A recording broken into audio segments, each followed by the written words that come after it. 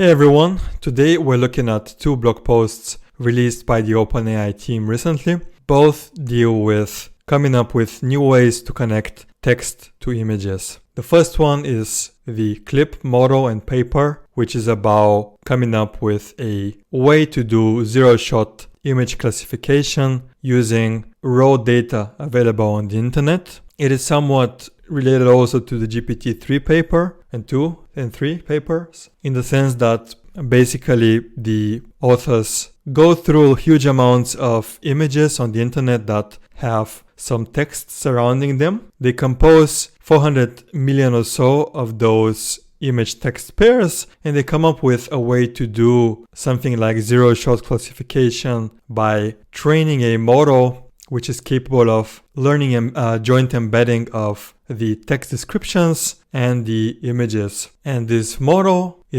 works very well. So when comparing this clip model on classification of ImageNet images, it performs similarly or sometimes even better than the fully supervised models trained on the ImageNet dataset. So the ImageNet, if you don't know, it's containing a large amount of manually labeled images, classes. And this clip model, trained with this huge amount of 400 million raw images and text descriptions with them, the authors are capable of using it for zero-shot classification and achieving the same or even higher, especially in some adversarial, more difficult examples, such as here sketches or adversarial ImageNet. They're capable of significantly outperforming previous zero-shot methods as well as the supervised models trained on manual human labels. So it's a pretty impressive result, and the key lies into a novel approach to pre-training these models, which consists of a image encoder here, which learns a image representation for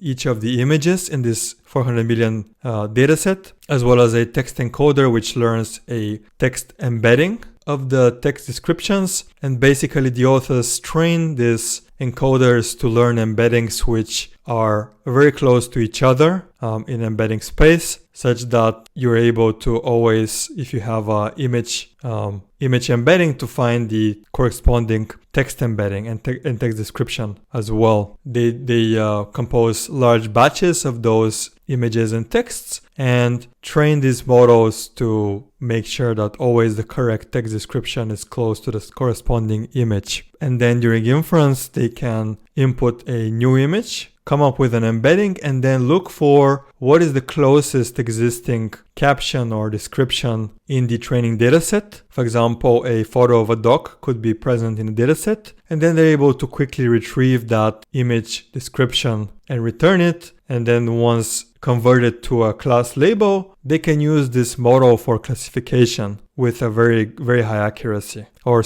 very surprising accuracy, I would say. So this is a very interesting, and the key lies into, so they do have this huge pre-training dataset as well as a large image transformer models and some other models, that details you can find in this paper that they're using.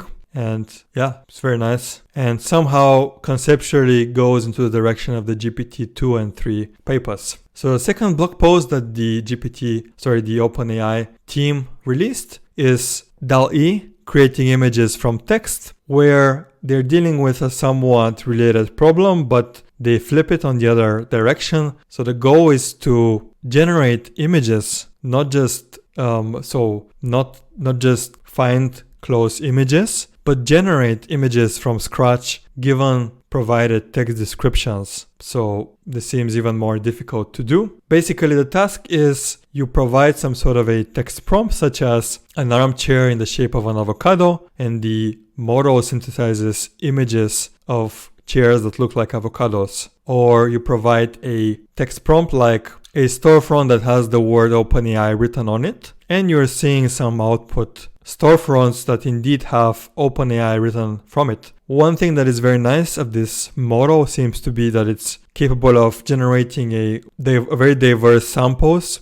Like, it's not like all the samples look the same, but there's a nice variety present of different storefronts, different types of chairs. As you can see, like you have this kitchen type of chair also, or you have the sofa chair, you have lounge chair, and various type of storefronts. The model can also do stuff like conversion. So given an image, generating a sketch of that image, and a wide range of other cool stuff like a cube made of porcupine, a cube with a texture of porcupine. Prompt results indeed in various cubes, or cubes with porcupines on them, or cubes that have porcupine texture, and so on and so forth. So very interesting, and it works very well. It's able to do different manipulations of objects, indicating that it can do some sort of a reasoning. So here you can say, for example, I want a small red block sitting on a large green block, and it's able to accomplish this. So you have a green block, red block, and the authors have quite a number of cool examples with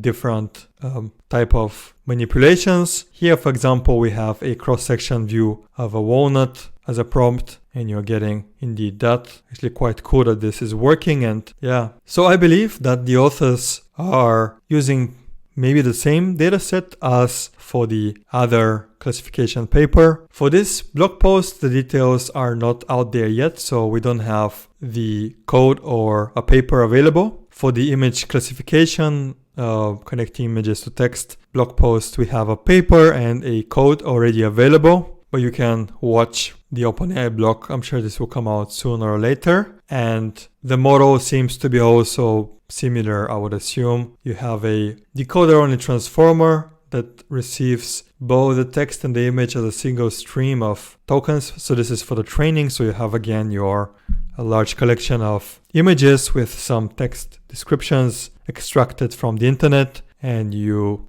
do some sort of a sampling, or I'm not entirely sure, but how the image synthesis works. It seems to be using the image transformer, I believe. But that is all that I wanted to cover from these two blog posts. Really cool stuff, and really amazing advancements. And I'm curious to see what sort of applications people will come up with these cool models. So thanks for watching, and like and subscribe for the new videos that are going to be coming out soon.